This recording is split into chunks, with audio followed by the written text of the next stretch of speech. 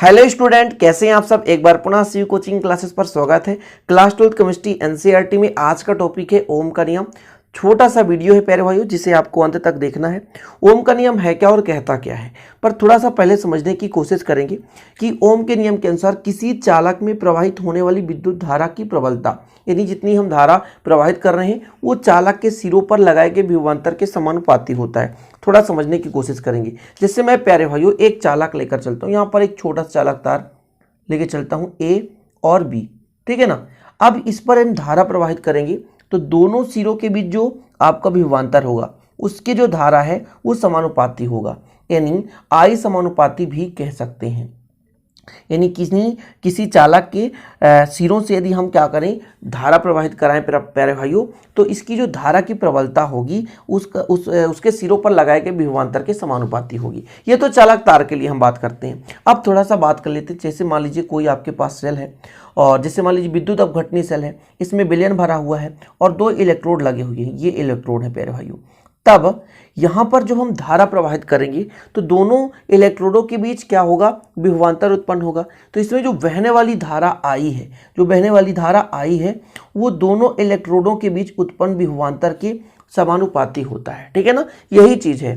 तो ओम ने बता दिया कि हम यदि किसी चालक पर धारा प्रवाहित कर दें, या कि हम विलयन पर धारा प्रवाहित करें, या कि विद्युत अपघटनी विलयन पर, या कि हम किसी सेल पर, जैसे विद्युत अपघटनी सेल है, इसमें बाह्य माध्यम से धारा प्रवाहित करेंगे, तो जो धारा की प्रबलता है इन इलेक्ट्रोडों के बीच उत्पन्न विभवांतर के समानुपाती होता है। यदि हम किसी चालक तार के लिए बात करेंगे कि किसी चालक तार में प्रवाहित होने वाली विद्युत धारा है ना कि प्रबलता चालक के सिरों के बीच उत्पन्न विभवांतर या लगाए गए विभवांतर के समानुपाती होता है, ठीक है। चालक के सिरों के बीच क्या होगा, उत्पन्न विभवांतर होगा प्यारे भाइयों। इतना क्लियर हो गया। यानी आई प्रोपोर्शनल किसके, वी के। तो आप लिख सकते हैं कि आई प्रोपोर्शनल भी हो गया। और जब प्यारे भाइयों समानुपाती नेता हटाते हैं तो यहां पर आप लिख सकते हैं, इसके जगह हम 1/r लेकर चलते हैं, ठीक है। ये जहां पर 1/r क्या है, एक नियतांक का काम कर रहा है। और यदि हम इसको पक्षांतर कर दें प्यारे भाइयों तो v बराबर आपका आ जाएगा I इंटू आर, ठीक। ये हो गया आपका ओम का नियम कंप्लीट। जहां पर जो I क्या है वो धारा की सामर्थ्य है, यानी जहां I क्या है, धारा की सामर्थ्य। सामर्थ्य मतलब शक्ति, क्षमता, ठीक है। I क्या है, सामर्थ्य है। और प्यारे भाइयों यहां पर जो R है वो क्या है, चालक का प्रतिरोध है।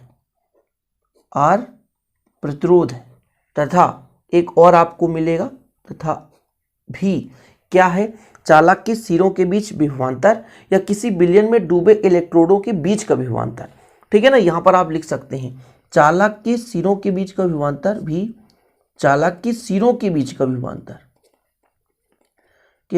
विभवांतर चालक के सिरों के बीच का विभवांतर है,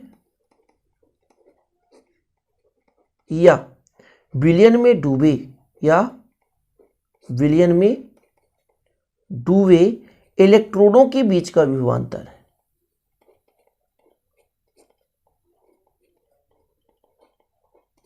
इलेक्ट्रोडों के बीच का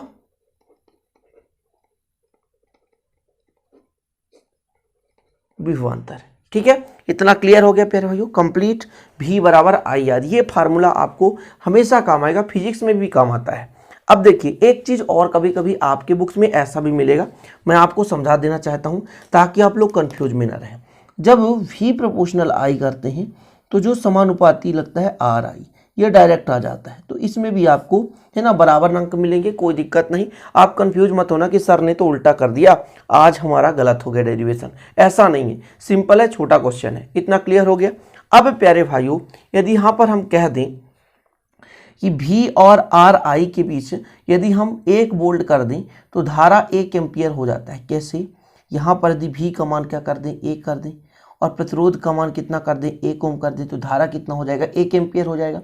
यदि V बराबर 1 वोल्ट, और यदि हम मान के चलें कि एम्पियर 1 है ना, तो फिर आपका आर का मान 1 ओम हो जाएगा, या कि किसी चालक पे जो विभवांतर 1 है और आर का मान 1 है, तब धारा कितना हो जाएगा, 1 हो जाएगा, मतलब इकाई हो जाएगा।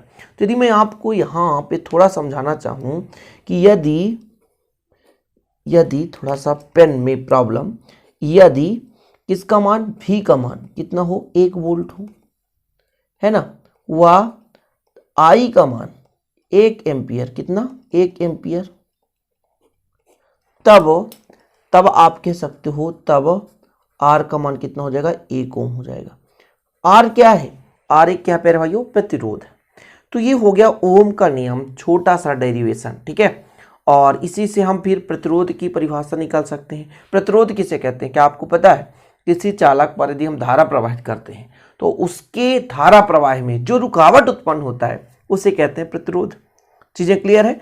किसी चालक पर हम जब धारा प्रवाहित करते हैं तो उसके प्रवाह में जो रुकावट उत्पन्न हो, जो व्यवधान उत्पन्न होता है, उसे कहते हैं प्यारे भाइयों क्या, प्रतिरोध कहते हैं। तो प्रतिरोध का व्युत्क्रम होता है विद्युत चालकता और प्रतिरोध का मात्रक होता है ओम। तो छोटी छोटी चीजें हम क्लियर करते रहेंगे और पुराने वीडियो जो है प्लेलिस्ट में आपको सब मिल जाएंगे। आप लोग तैयारी करते रहें, बेहतर नोट्स बनाते रहें और अपनी जिंदगी के भविष्य को, कहने का मतलब आगामी समय की जिंदगी को आप बेहतर बनाएं नॉलेज के साथ। ओके, चलिए वीडियो पसंद आए तो लाइक जरूर करिएगा, दोस्तों के साथ शेयर करिएगा। मिलते हैं इसी प्रकार की वीडियो के साथ नेक्स्ट वीडियो में, तब तक के लिए जय हिंद, वंदे मातरम।